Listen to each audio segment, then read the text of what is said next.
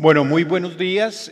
Muchísimas gracias a Naturgas por esta invitación para poder hablar de un tema crucial, no solamente en términos económicos, en términos de desarrollo de país, sino por estos momentos en términos de crispación política. La perspectiva que se tiene de cada uno de los panelistas sobre las posibilidades que se tiene el gas, los proyectos que se están construyendo, pues es el objetivo que tenemos en este panel. Quisiera iniciar, para respetar el tiempo y ser muy puntuales en las exposiciones, que cada uno de los participantes en el panel haga una mini presentación de 3 minutos de quién es, qué hace su empresa y obviamente tratar de desarrollar el objetivo del título que nos ha puesto el panel. Arranquemos por mi derecha. Por tú. Perfecto. Bueno, buenos días a todos. Muchísimas gracias por la invitación a Naturgas a participar en este panel y sobre todo hacerlo con las personas que me acompañan. Vengo aquí en representación de Hunt Oil. Hunt Oil tiene actividades de upstream y producción de gas natural en el Perú y también opera la planta de LNG que se construyó en el Perú para exportar gas. Las actividades de Hunt tienen ya en la parte de producción de gas natural más o menos 20 años. Han cumplido 20 años del proyecto Camisea. Es un proyecto muy exitoso en el país que realmente ha ayudado al crecimiento de nuestro país en los últimos 20 años. Hace 14, vamos a cumplir 15 años operando la planta de LNG. La producción de gas de los campos de Camisea es llevado a la planta y en esta planta se licuefactúa y lo exportamos a distintos mercados. Nosotros tenemos un único off-taker que toma todo el volumen y él lo comercializa en distintos mercados. Hay libertad de destino.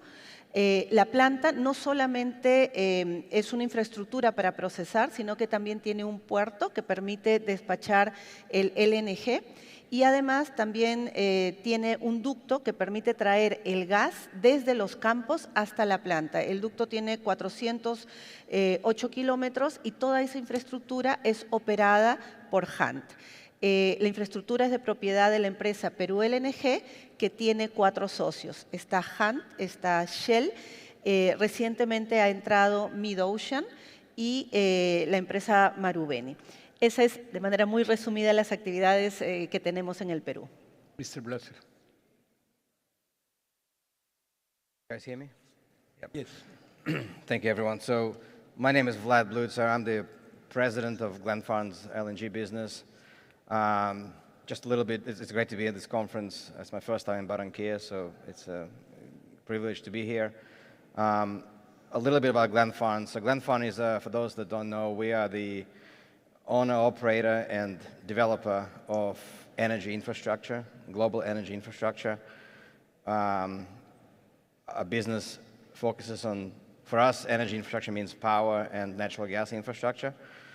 On the power side, our main presence at the moment is in Latin America. We own and operate close to 2 gigawatts of installed capacity in key Latin American markets of Chile, Colombia, Panama. We have a small wind farm in Costa Rica now as well.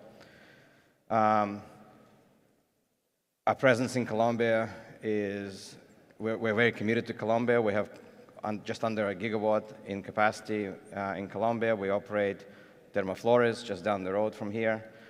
Over the course of the last 12 months, we've imported close to 11 full cargoes of LNG, close to 1 million tons of LNG, through our capacity on the SPEC terminal, just for the use of the Termoflores plant. So we're very committed to Colombian market and to maintaining Colombian power system. The business that I'm more focused on, the natural gas infrastructure business, mainly focuses on developing LNG export plants in the United States. At the moment, we control 3 main developments in North America, 2 in the Gulf, and last one more recently added in Alaska. total of 30 million tons of permitted capacity. We're looking to get to financial close on our first project this year, hopefully. It's a 4 million ton export project out of Brownsville, Texas. And so we're quite excited about the future of the natural gas and the LNG industry in general. So great to be here and looking forward to this panel. José María. Gracias, Fernando. Buenos días a todos. Gracias, Naturgas, por la invitación. Mi nombre es José María Castro, soy el gerente general de SPEC LNG. Somos la terminal de regasificación ubicada en Cartagena. Operamos desde hace un poco más de 8 años con una capacidad de regasificación de 450 millones de pies cúbicos día, con el propósito de respaldar alrededor de unos 2.000 megavatios de capacidad instalada de generación eléctrica. Eso representa más o menos el 60% de la capacidad térmica en Colombia y que ha sido fundamental para sobrellevar las diferentes épocas de sequía que hemos tenido en Colombia desde el año 2016. Claro ejemplo del año pasado con el fenómeno del Niño del 2023-2024, donde llegamos a abastecer o a servir casi el 21% de la demanda nacional de energía eléctrica. Operamos en Cartagena.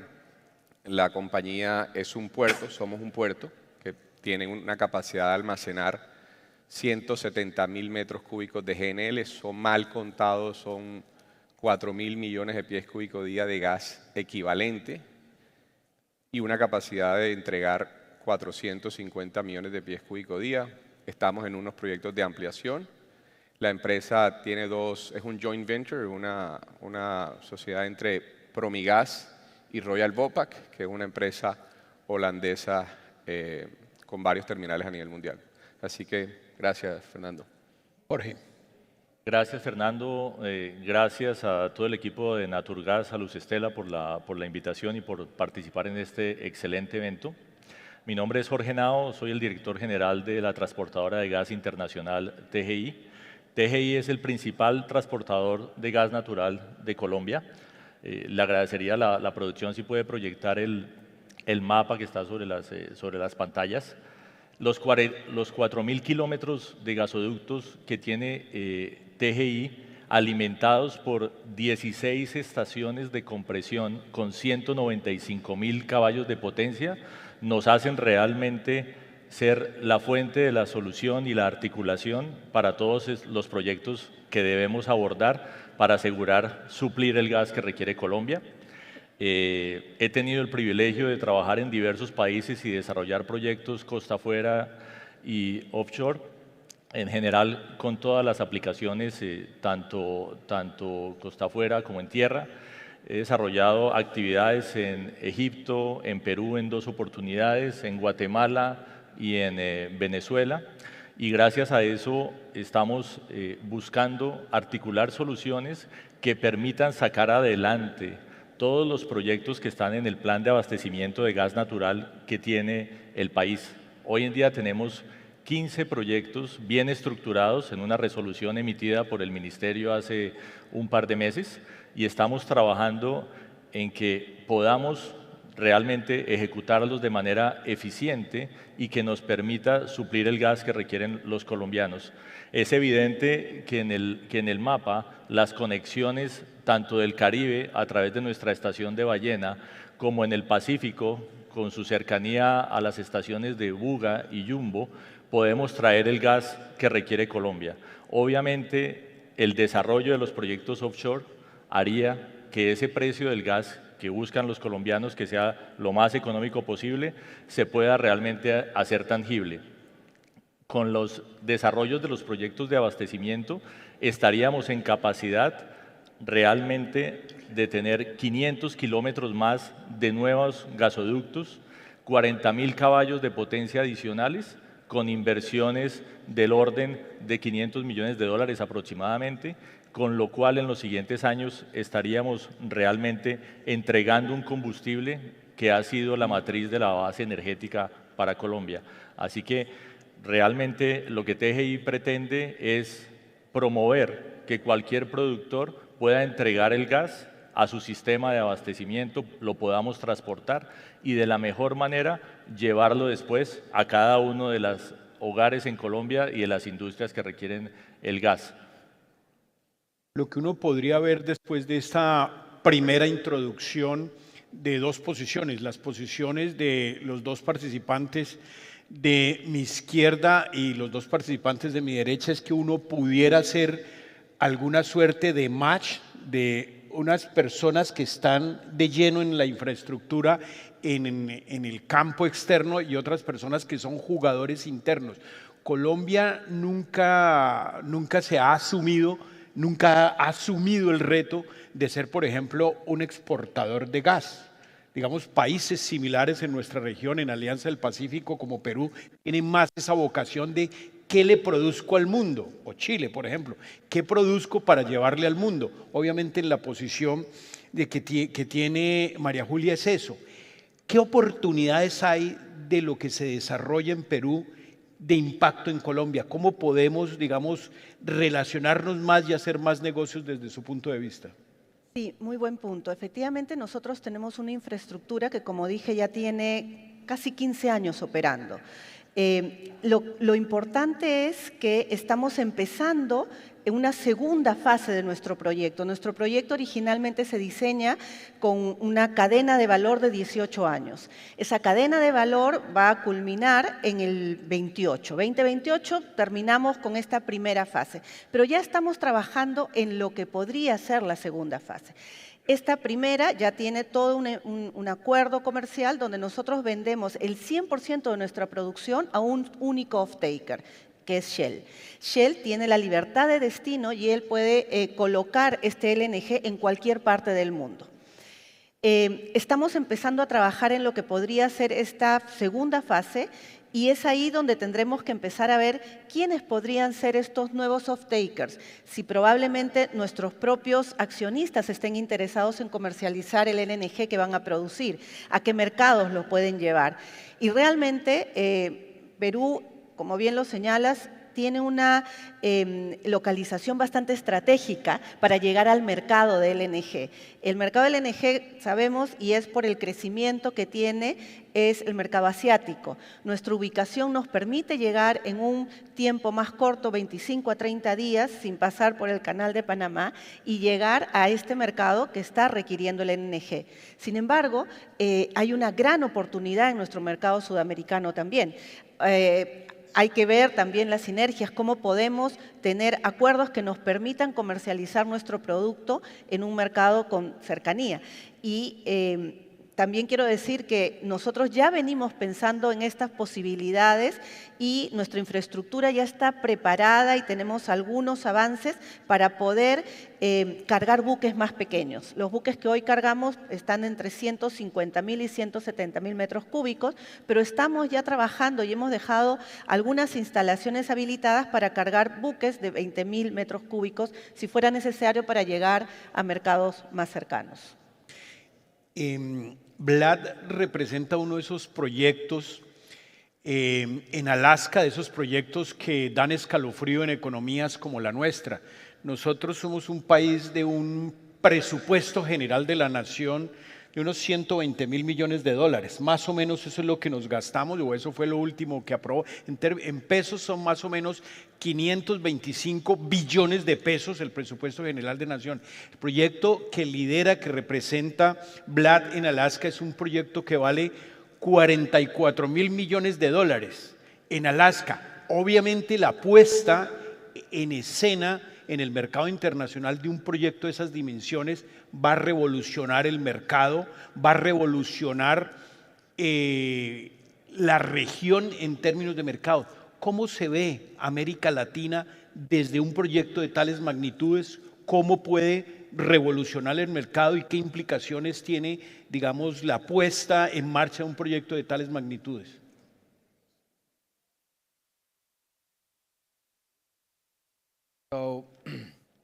So the Alaska, it's a good question. So the Alaska project has been in planning for the last probably close to 2 decades. It's been something that the world knew about, talked about, and Alaskan government spent probably close to $1 billion in permitting and engineering studies to get it done, and it couldn't get it done because of the scale. One of the main reasons why it's so difficult to action something of this scale is because Alaska Export Project actually has, it's actually 3 projects in one. It's a 800-mile pipeline that runs the entire length of Alaska from the North Slope down to the southern portion of Alaska. It requires a very large gas treatment plant because a lot of the gas that it'll be exporting has a lot of CO2 in it, so it needs to be treated. It's a very large treatment plant. And finally, the export facility, 20 million ton export facility. But for the longest time, it struggled getting offtake and investment because the key component of it, the 800-mile pipeline, it was a very ambitious project in and of itself. And so it was very hard to get committed offtake because of that uncertainty on the pipeline. And actually what moved it closer to reality is a very similar situation to what Colombia is experiencing, which is the majority of population of Alaska, even though there's a lot of gas reserves up in the north where nobody lives, because it's all associated gas, and due to oil production over the last 40 years, a lot of gas has been reinjected back into the reserves. But the population center is more on the south of the state, and the local gas reserves that supply the population there, just like in Colombia, are quickly diminishing. And so the project became very real because of the fundamental need to bring natural gas to supply the domestic market. And so in many ways, I always talk about infrastructure as, you can call it insurance policy, but I actually call it an option, a real option, because by building this long pipeline, it might be expensive initially because you have to pay for those $11 billion of just the construction costs from very small base of demand.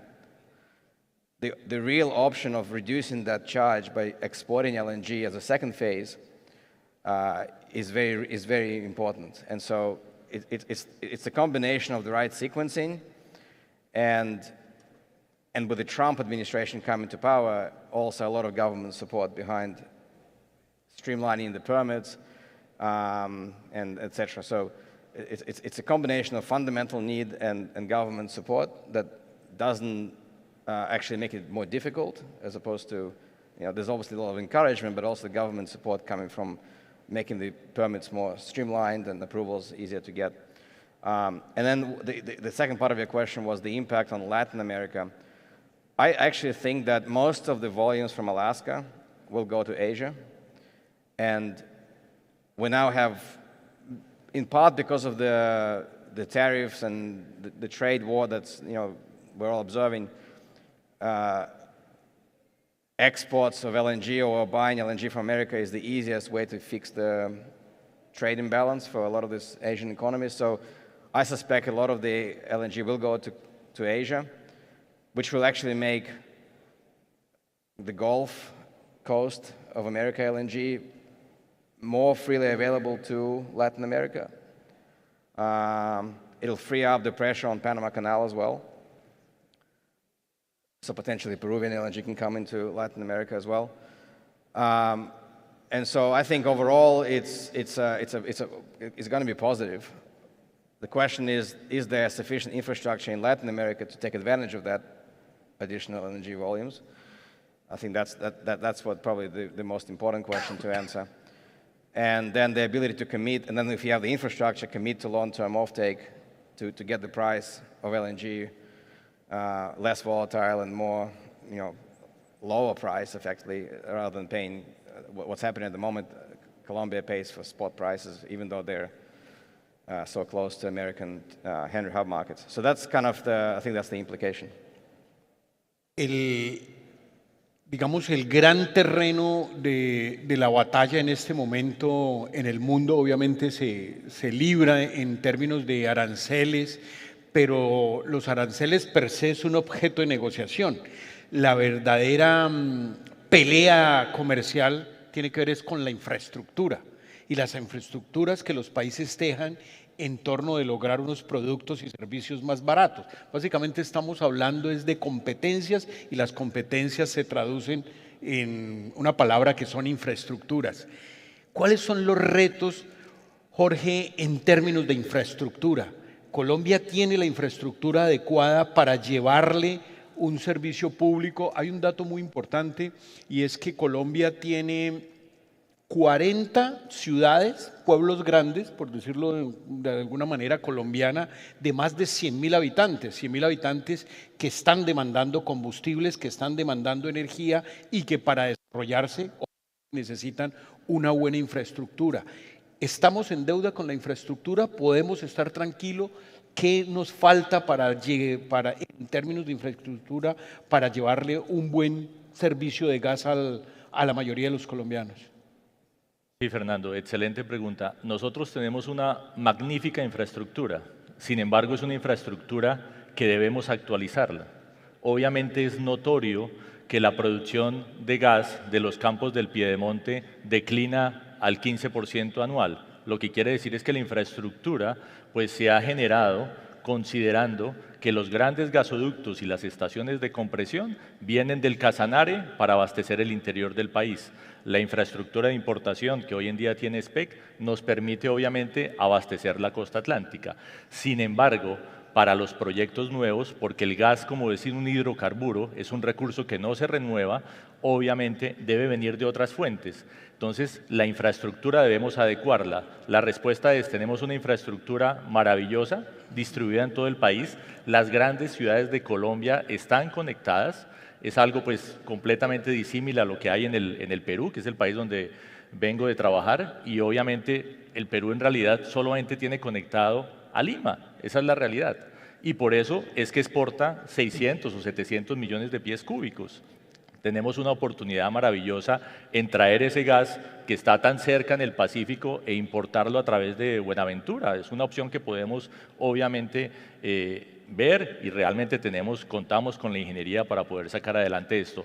Para complementar entonces su pregunta a Fernando, básicamente si logramos amalgamar y articular las soluciones que se requieren para el desarrollo de los proyectos offshore, llámese Sirius, que hoy en día tiene las reservas probadas más importantes que tiene el país, gas que debe entrar a través de nuestra estación de Ballena para ingresar al interior del país o también a la costa atlántica, lo que debemos hacer es actualizar esa infraestructura. Entonces las cifras son las siguientes.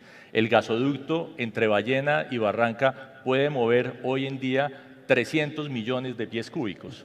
El plató de producción que nos acaba de mencionar Rodrigo Costa en la presentación pasada es de 460 millones de pies cúbicos. Por obvias razones, si queremos mover todos esos 160 millones de pies cúbicos adicionales, el gasoducto entre Ballena y Barranca se debe ampliar. Ampliar significa mayor capacidad de compresión y seguramente algunos loops. Son trabajos que debemos desarrollar en los siguientes años. Por supuesto, la infraestructura asociada a los proyectos que nos permitan importar gas licuado, por supuesto, es más que requerida, bien sea en Buenaventura o bien sea en el Caribe.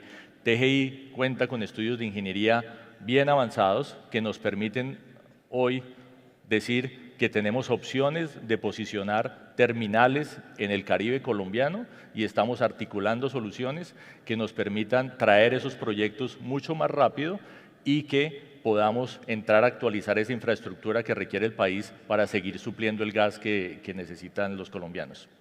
Digamos, en términos editoriales, y uno puede darse, cuando se dedica a comentar y a informar sobre economía, puede darse unas licencias y unos lujos que ustedes no se pueden dar, como que son los técnicos, los expertos, y es que en nuestras actuales autoridades energéticas, ampliémoslo, mineroenergéticas, están cometiendo dos errores, y es que no hacen bien las matemáticas. Uno, cuánto nos cuesta importar gas, porque no sabemos que esa vaina hay que licuarlo, volverlo, mejor dicho, como los estados del agua. Es un proceso. Es un proceso y que tiene unos costos cada proceso, o sea que esa matemática no la hacemos bien. Pero la otra matemática que fallan es en el tema de que no es lo mismo la infraestructura, si soy un país importador, a si soy un país exportador. Simplemente creemos que todos nos sirven para lo mismo y es otra gran equivocación. Esas son dos grandes equivocaciones de las políticas públicas de los últimos casi 3 años. ¿Qué hay de infraestructura? ¿Pero infraestructura de qué? ¿De importar gas? ¿De aprovechar los campos internos? ¿Qué hay de nuevo en la infraestructura y en qué focos tenemos que trabajar? José María. Gracias, Fernando. Bueno, en este momento Colombia, por la coyuntura que tiene de necesidad de respaldar lo que es la generación eléctrica con gas natural, los 2.000 megavatios que hablaba, se construyó una planta de almacenamiento y regasificación en Cartagena que permite recibir gas natural licuado de los usuarios, que quienes son quienes importan el gas natural licuado, son los usuarios de la terminal, y con eso se permite entonces respaldar la generación de energía eléctrica para que Colombia en épocas de Niño o de sequía no tenga ningún problema y permite ampliar. Nosotros, Fernando, estamos ya construyendo nuestro proyecto de ampliación de capacidad. Empezamos en febrero y vamos a aumentar la capacidad de regasificación que actualmente está en 450 millones de pies cúbicos día. Lo vamos a llevar por fases a un total de 533 millones de pies cúbicos día. La primera fase implica una capacidad de 25 millones de pies cúbicos día que va a ingresar al país en agosto de este año. Luego, 2 años después, 2027, entrarán los otros 58 millones de pies cúbicos día y eso representará 83 millones de pies cúbicos día adicionales de oferta para el mercado nacional, que representa más o menos un 10% adicional para poder, digamos, responder a las necesidades de la demanda y compensar un poco la declinación de la producción local. Eso en temas de infraestructura es lo que actualmente hay, los planes que tenemos y obviamente, como decían, en la medida que Colombia necesite mayor capacidad de regasificación, será muy importante articular y coordinar entre las capacidades de transporte actuales y proyectadas para poder mover ese gas hacia los centros de consumo y será muy importante también planificar las ubicaciones. No es cuestión de llenarnos de terminales de regasificación por todos lados, sino articular muy bien la ubicación, cómo eso se conecta con la capacidad de transporte, los proyectos que hay y los centros de consumo y también la oferta nacional. Todo eso debe estar articulado y hacer bien las matemáticas, como dices tú. No sé qué suceda, María Julia, en un país tan parecido a Colombia como Perú, y es si se centra el debate en que el gas es importante en la transición energética. Todos queremos ir hacia una máxima capacidad de las energías renovables y todo esto, y todos han identificado que el gas es como el producto bisagra, el que nos va a permitir esa transición importante, ese puente entre los fósiles y los renovables. ¿En Perú también se da este debate? Bueno, primero quiero decir que he sentido una envidia sana de no tener esta red de ductos que tienen ustedes aquí. Efectivamente, en Perú aún tenemos esa deficiencia en la infraestructura. No hemos podido desarrollar la infraestructura que se necesita a pesar de que tenemos reservas suficientes. Uno de los lotes que tiene la mayor cantidad de reservas de gas natural está dedicado exclusivamente al mercado local. Pero mucha de ese volumen de gas ni siquiera se puede llevar a un consumidor porque no hay la suficiente demanda y porque no hay la infraestructura para llevarla. Hay volúmenes de gas que se reinyectan cada día, 300 millones de pies cúbicos que tenemos que reinyectar porque no hay demanda o no hay infraestructura para llevarla. Respecto a tu pregunta, en el último CIRA-Week se dijo, efectivamente, el gas natural es el elemento que nos va a permitir ya no una transición, porque creo que no es una transición, es el elemento que va a ser parte de este futuro suministro de energía, porque siempre va a estar presente. En algún momento va a ser parte del sistema mismo. No creo que vamos a prescindir de él, por lo menos no en el corto plazo. Las energías renovables van a seguir necesitando este backup que sigue siendo el más amigable con el medio ambiente. ¿Cuál es el reto que tenemos en el Perú? Creo que es algo que venimos empujando, diría yo, internamente hace por lo menos unos 6, 7 años atrás, y es que no estamos haciendo lo necesario para reponer reservas. No estamos generando el ambiente para atraer la inversión que se necesita para explorar y encontrar nuevas fuentes de gas natural. El gobierno actual tiene la intención de promover este tipo de inversiones, pero nos falta aún mucho más. Nos falta simplificar procedimientos, tener menos trámites que hacen muy largos los procesos para iniciar actividades. Tenemos que ser mucho más competitivos con los temas de regalías y impuestos. Tenemos que generar acuerdos que tengan vocación de largo plazo para que el inversionista sienta que puede poner inversión de riesgo porque va a tener la posibilidad de recuperarlo. Creo que el Perú tiene mucha potencialidad en cuanto a lo que es reservas y también capacidad y mercado para poder seguir creciendo. Pero necesitamos dar estas señales en las que esperemos podamos trabajar en el futuro. Uno podría decir recientemente, hace 4 años, Colombia perdió el grado de inversión. El grado de inversión realmente lo perdimos en tiempos posteriores a la pandemia, pero Colombia dejó de tener grado de inversión y es una noticia que no es menor en impacto. Porque si tuviésemos grado de inversión, más inversionistas extranjeros verían proyectos en transporte, en infraestructura, en realmente tener un país como Colombia de más de 51 millones de habitantes, de un Producto Interno Bruto cercano a los 350.000 millones de dólares para invertir.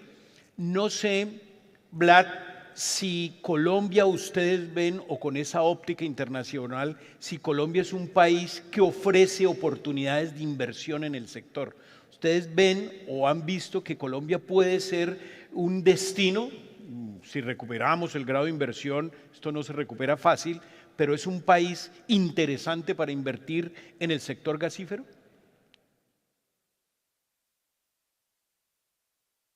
Yeah, I think, well, I can tell you on behalf of our firm, we've been in Colombia since 2019 when we acquired Termoflores. Since then, we've added 2 more power plants, and we're looking to invest more capital into Colombia, both on the import of LNG side as well as the power generation side. So we firmly believe in Colombia's fundamentals.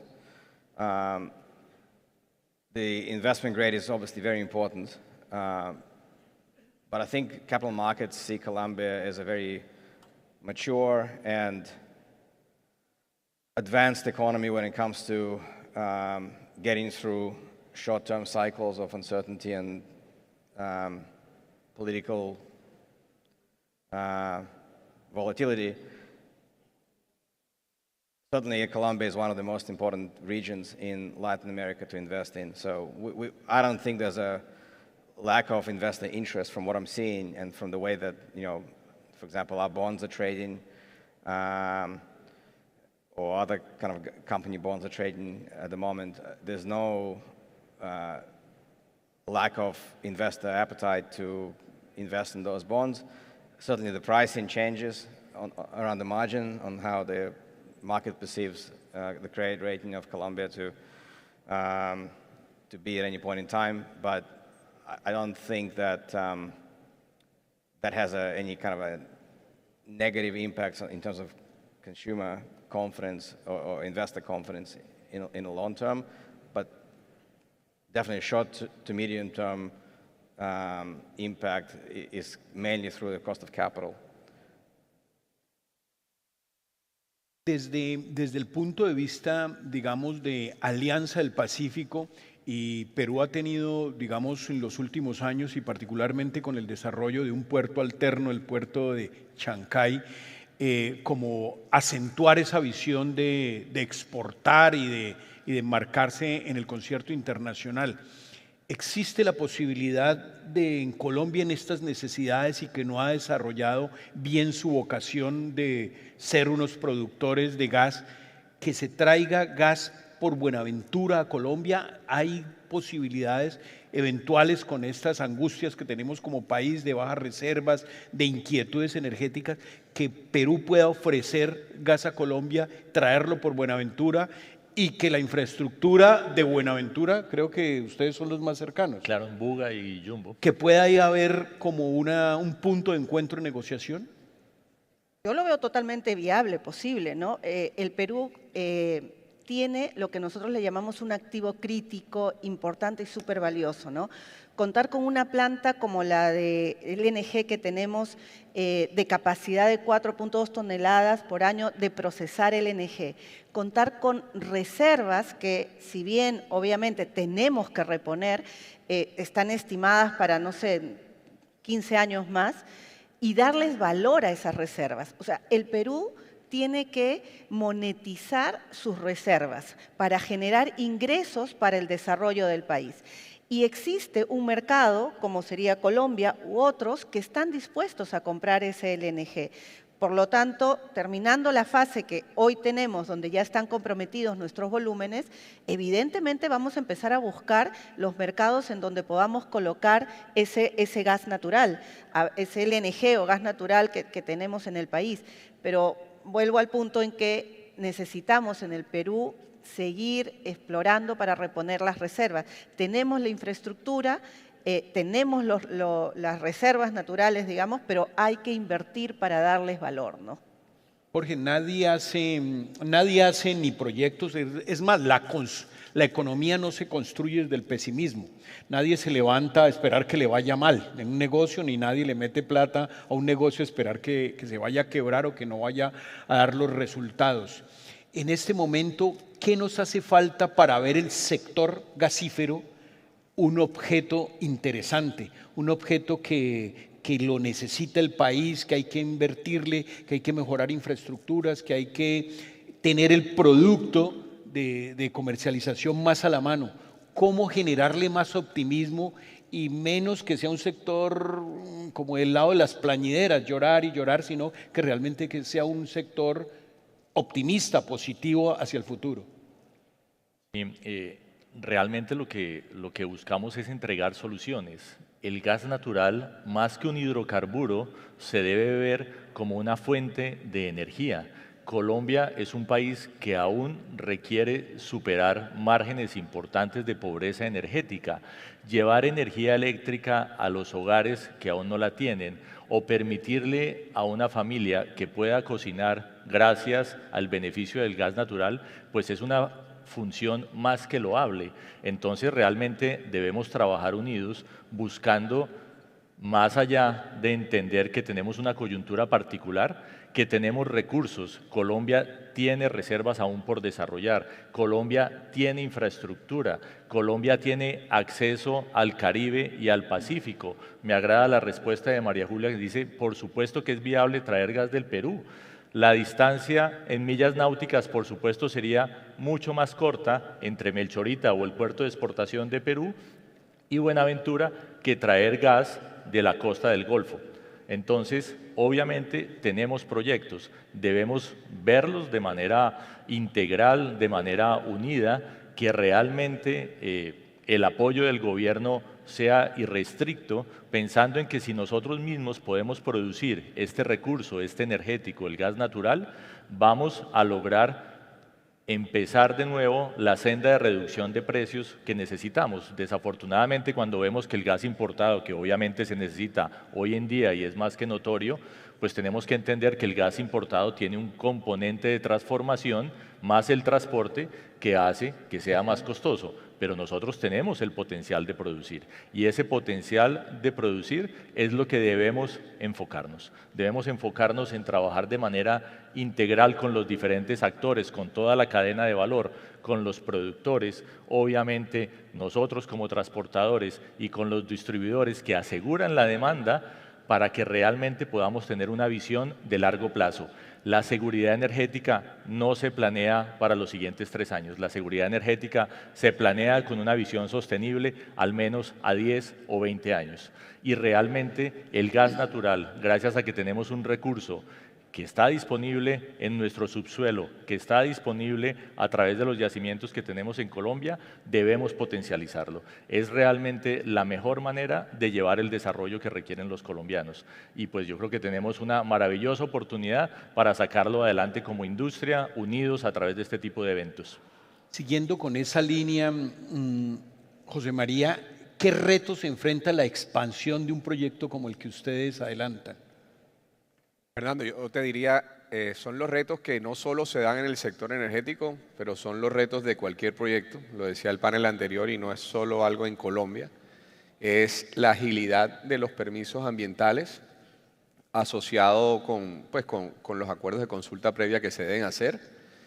Cuando uno ve el panorama de lo que necesite Colombia, yo creo que todos, la mayoría, tiene claro qué es lo que necesita, los tiempos en que se tiene que dar eso, para asegurar un abastecimiento de gas y energía eléctrica para la demanda.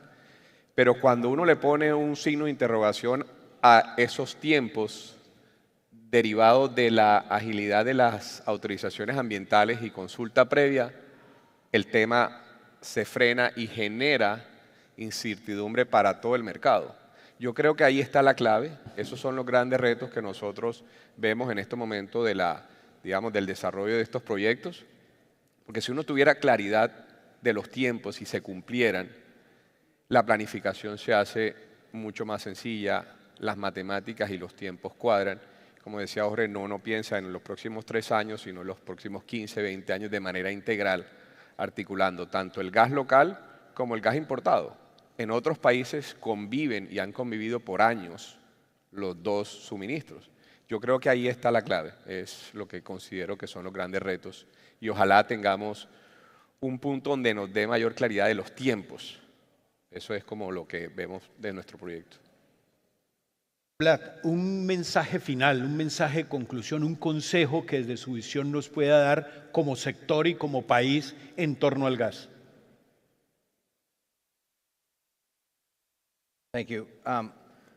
So I think it's very important for Colombia to continue developing its own reserves because you have great potential to continue producing natural gas internally.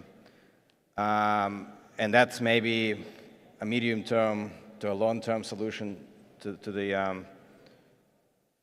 current situation that has been experienced. I think you also should have, I keep saying, infrastructure to be able to import LNG. And to me, that's really an insurance policy, that's a real option to be able to withstand fluctuations during the El Nino, during the times when just the reserves are down for some reason. It's also a way for you guys, when you have developed import infrastructure, you're able to enter into long-term supply agreements with directly with LNG exporters, whether it's Peru, whether it's on the Gulf.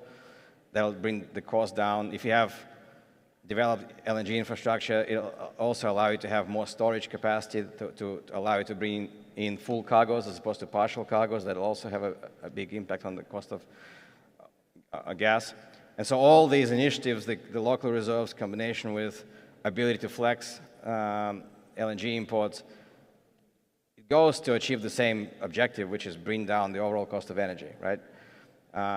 It's a very healthy way to think of the energy matrix. It's not just a one single source, it's a combination of sources. And ultimately, to your previous question about investment grade rating, investment grade rating is just a function of various different inputs. One of those inputs is stability of the energy sector and the cost of power and just energy in general. So having that piece of the puzzle solved will definitely help restore the investment grade rating in the long term. And as a firm, we want to be part of that solution and then do what we can. Thank you. María Julia, un consejo final, una conclusión. Bueno, como representante del Perú, quiero decir que yo veo al Perú como un país que tiene mucha potencialidad en este proceso de transición energética, porque tiene dos recursos importantísimos: minerales, que se van a necesitar sí o sí para el proceso de transición, y gas natural. Siempre digo, y aunque a veces suena a broma, la verdad espero que el Perú no deje que se le pase el tren. Tenemos que explotar estos recursos para poder generar los ingresos que nos permitan mejorar como país y poner la infraestructura y hacer que el gas natural que tenemos sirva realmente para el crecimiento de nuestra población. Hoy ya a través de la planta de LNG, que es un activo crítico que está muy bien ubicado, una ubicación estratégica para llegar a los mercados de LNG, también está sirviendo para cubrir la deficiencia de sistemas de ductos de gas, llevando LNG en camiones. Sabemos obviamente que el transporte virtual tiene un costo adicional, evidentemente hay pasos de procesamiento, regasificación y transporte, pero de alguna manera está tratando de llevar ese gas que hoy tenemos, que es un buen recurso, que es obviamente más limpio, al resto del país y de alguna manera empezar a generar esta demanda para más adelante poder seguir creciendo con la infraestructura de ductos. Así que espero que podamos darle valor a estos recursos para poder mejorar la situación interna del país. Jorge, una conclusión. Pues yo concluiría indicando que debemos trabajar de manera integrada, en equipo. La regulación debe ser ágil y flexible, que permita traer estos proyectos realmente más rápido. El licenciamiento social y ambiental articulado obviamente por un gobierno de carácter social como el que tenemos hoy en día es absolutamente fundamental. Y si todos los actores, contando con una cantidad realmente de empresas muy bien fundamentadas, con no solamente ingenieros, sino profesionales de altísima competencia como tiene Colombia, yo creo que tenemos toda la capacidad de sacar estos proyectos adelante. Realmente tenemos una oportunidad de pensar con una visión de largo plazo.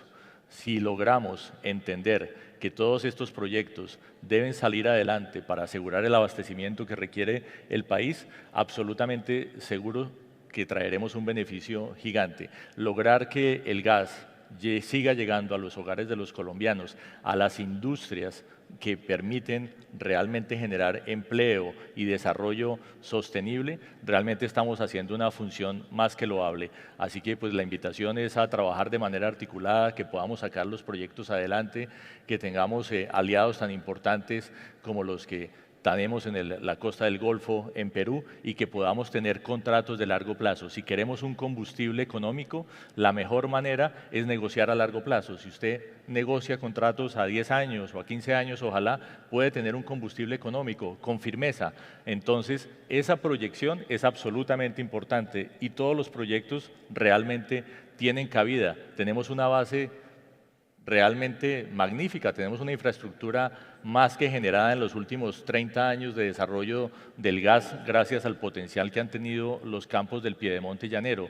Entonces aprovechémoslo y realmente saquemos adelante los proyectos que requiere el país. José María. Fernando, como conclusión y una sugerencia también, yo creo que es claro que el gas natural licuado ya hace parte de la matriz energética colombiana. Va a ser complementario a la producción de gas nacional por muchos años. El estar conectado a un mercado internacional tan robusto, tan líquido, tan flexible como el gas natural licuado, genera muchos beneficios. Hay que aprovecharlo.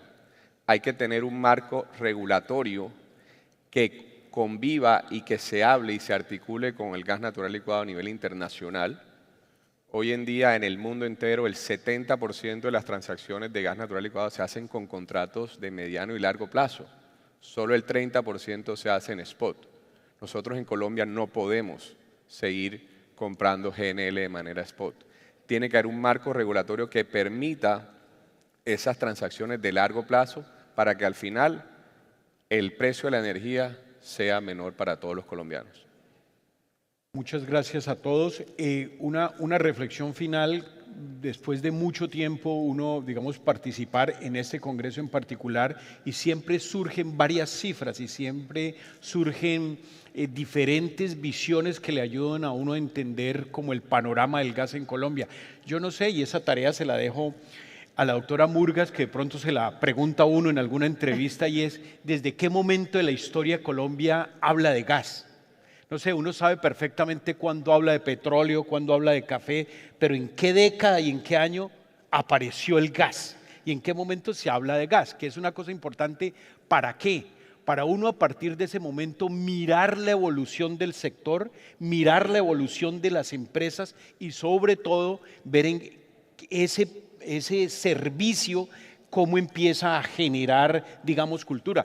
De las cifras que siempre me llaman la atención es que en Colombia, un país de 14 millones de familias, todavía casi 2 millones de familias cocinan con leña.